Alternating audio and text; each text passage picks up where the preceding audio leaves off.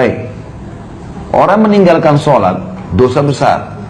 Bahkan tadi saya bilang di awal pertemuan, kalau dia tinggalkan sholat itu jahdan, bangkang, kufur, keluar dari agama.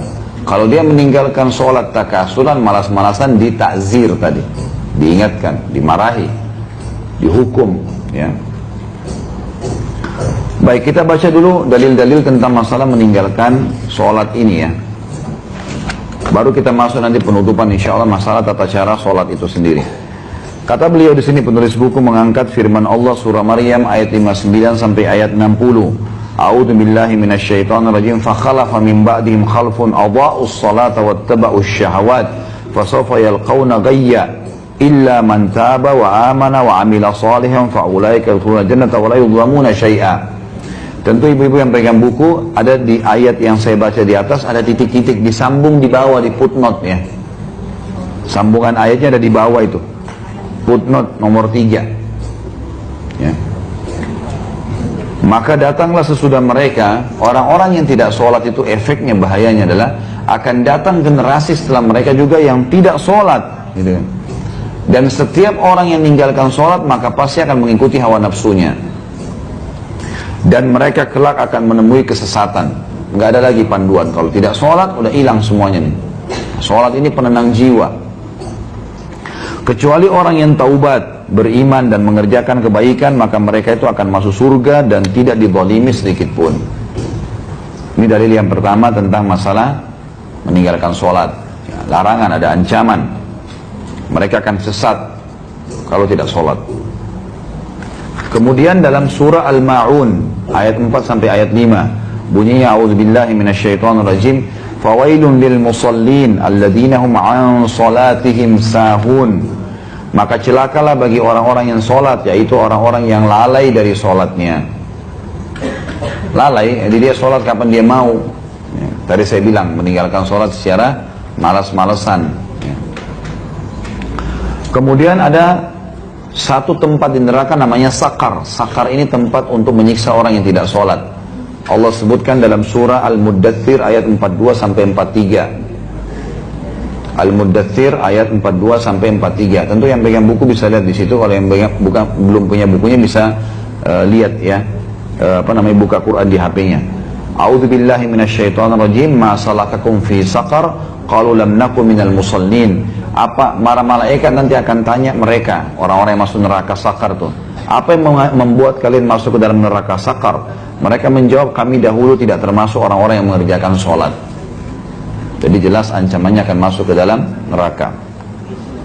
Nabi SAW bersabda, al-ahdul ladzi bainana wa bainahum tarkus shalah, al-ahdul ladzi bainana wa bainahumus shalah, faman tarakaha faqad kafar.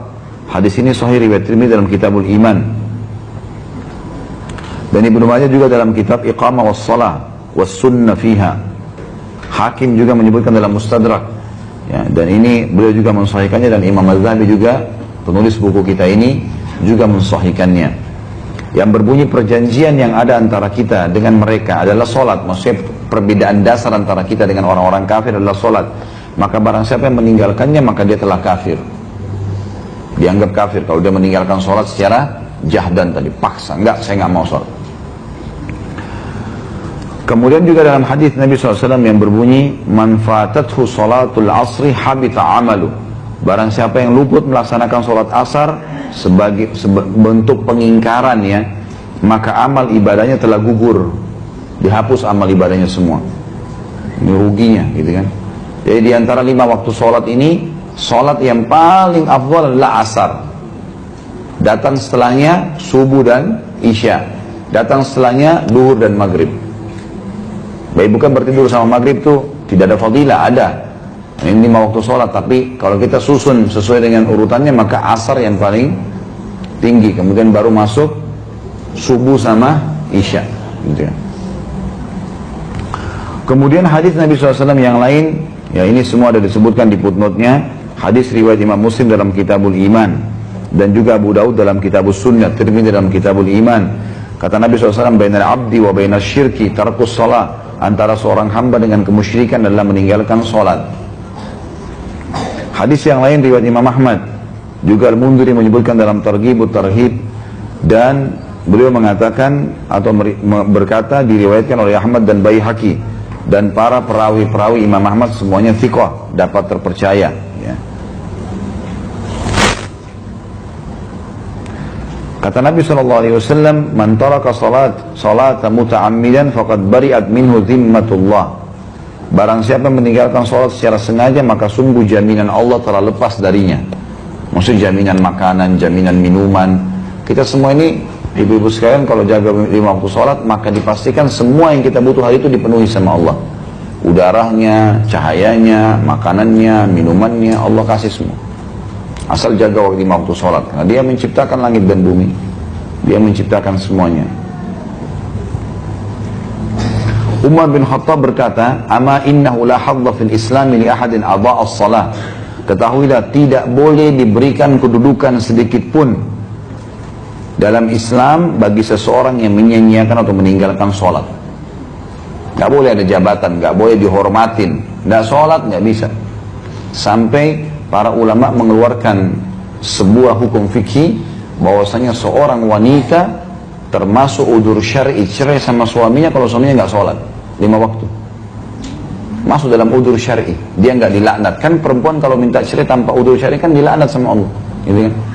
Jadi masuk dalam udzur syar'inya adalah kalau tidak sholat. Harus diingatin, nggak boleh main-main masalah sholat. Makanya ibu-ibu tuh ajarin anaknya sholat, ini sholat jangan main-main. Kata Nabi SAW, suruh mereka sholat di umur 7 tahun dan pukul di umur 10 tahun. Gak bisa main-main. Harus. Sholat nomor 1 bagi mereka. Dikatakan dalam riwayat yang lain, Kana ashabun Nabi SAW, Kana ashabu Muhammadin SAW, La yarawna syai'an minal amali tarkuhu kufrun ghairus sholat, atau ghairus sholat. Ini disebutkan oleh Abu Hurairah anhu, sahabat Nabi yang mulia. Dahulu, para sahabat Muhammad SAW tidak memandang sesuatu pun dari amal ibadah dalam Islam yang mana meninggalkannya adalah jelas kekufuran kecuali sholat. Nah, ini diriwayatkan oleh Hakim dalam Mustadrak dan juga diriwayatkan oleh Tirmidzi tanpa menyebutkan Abu Hurairah radhiyallahu anhu. Ibnu Hazm berkata, Ibnu Hazm ini seorang ulama dari Spanyol, ya, zaman dulu ini, ulama Muslim. Setelah syirik, mempersekutukan Allah, tidak ada dosa yang lebih besar daripada menunda sholat hingga habis waktunya dan membunuh seorang mukmin tanpa alasan yang benar. Saksi bahasan kita masalah meninggalkan sholat. Kemudian hadis yang lain juga, Abu Hurairah meriwayatkan Rasulullah SAW bersabda, awwalu ma yuhasabu bihil abdu yawmal qiyamah min amalihi sholatuhu, fa in salahat faqad aflaha wa anjah, wa in fasadat faqad khaba wa khasir. Amal yang paling pertama kali dihisab pada hari kiamat dari seorang hamba adalah sholatnya. Jika sholatnya bagus, maka dia beruntung, selamat. Dan sebaliknya, jika sholatnya kurang, maka dia gagal dan rugi. Hadis ini dihasankan oleh Imam Tirmidzi. Nabi kita Muhammad SAW memastikan bahwasanya kita atau beliau diperintahkan untuk ya memerangi orang-orang sampai mereka sholat. Sebagaimana hadis beliau, umirtu an uqatilan nasa hatta yashhadu an la ilaha illallah wa anna Muhammad Rasulullah wa yuqimus shalah wa yu'tuz zakah fa in fa'alu dzalika asamu minni dima'ahum wa amwalahum illa bihaqqil Islam wa hisabuhum 'ala Allah. Aku diperintahkan oleh Allah untuk memerangi manusia sampai mereka mengucapkan syahadat, asyhadu an la ilaha illallah Muhammad Rasulullah. Aku bersaksi tidak ada yang berhak disembah kecuali Allah, Muhammad adalah hamba juga utusannya. Lalu mereka mendirikan sholat, mereka membayar zakat. Apabila mereka telah melaksanakannya, maka mereka telah melindungi darah dan harta mereka dari bahayaku, kecuali disebabkan hak Islam dan perhitungan mereka kembali kepada Allah. Nah, jadi memang Islam ini diperintahkan oleh Allah SWT kepada Nabi SAW untuk disebarin sampai mereka syahadat, sholat dan zakat. Nah, kalau mereka melakukan, maka mereka telah aman. Jadi saksi bahasan berarti ada ancaman orang yang tidak sholat. Kemudian hadis yang lain, tentu saya bacakan semua dalilnya. Saya agak percepat karena sudah mau jam 11 ya. Saya ada acara ceramah lagi tentunya. Saya akan bacakan dalilnya. Selanjutnya adalah hadis Bukhari Muslim. Anna rajulan qal, dari Abu Sa'id radhiyallahu anhu, anna rajulan qal ya Rasulullah ittaqillah. Qala wailaka awalastu ahaqqu ahli al-ardi an yattaqiyallah. فقال خالد بن وليد رضي الله عنه ألا أضرب عنقه يا رسول الله فقال لا لعله أن يكون يصلي. Bahwasanya seseorang laki-laki pernah berkata kepada Nabi SAW, bertakwalah, takutlah kau kepada Allah. Jadi kalimat ini berat sebenarnya kalau dalam bahasa Arab. Jadi seakan-akan kau ini salah gitu loh. Takutlah sama Allah.